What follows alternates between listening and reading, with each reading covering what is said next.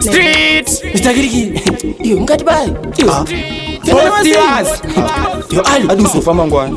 House kuda Tantata Animati afa Mufunge afa Anje ikoko basati ba mushafa Tiye ane mosha Cause aiptara Musanye perwe chituna ndima bara Animati afa Ende chikure Fura kofiniti Vene kumashure Nesuro ndagashaya Masini bawaya Nas Moti platsola Bashaya Nakuru rashtuna Mr. Gili batashtuna Daima misa shtuna Udaro shtuna Shua kunduchiza nyaya shtuna Na tete vaya baduma duma Mira izenyu murise mire tafs Daima ziva zvekudrive mabhasi Tingatozovike imimi nhasi Chituna mukatite puff and puffs Zvitori nani chiende chiri nutu Chaketama chipande rakilikili resutu Nezuro ndakashaya tukutu Wachiyama mubandeya Amakurura shtuna Mr. Gili batashtuna Daima misa shtuna Udaro shtuna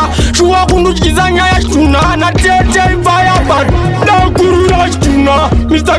Gili batashtuna Daima misa shtuna Udaro shtuna Shua kunduchiza nyaya shtuna Na tete vaya bad Animati afa Mufunge afa Anje ikoko basati va mushafa Tiye ane mosha Cause aiptara Musanye perwe chituna ndima bara Animati afa Ende chikure Fura kofiniti Vene kumashure Nesuro ndagashaya Masini bawaya Nas Moti platsola Bashaya Nakurura shtuna Mr. Gili batashtuna Daima misa shtuna Udaro shtuna Shua kunduchiza nyaya shtuna Na tete vaya bad Nakurura shtuna Mr. Gili batashtuna Daima misa shtuna Udaro shtuna Shua kunduchiza nyaya shtuna Na tete vaya baduma duma Mira izenyu murise mire tafs Daima ziva zvekudrive mabhasi Tingatozovike imimi nhasi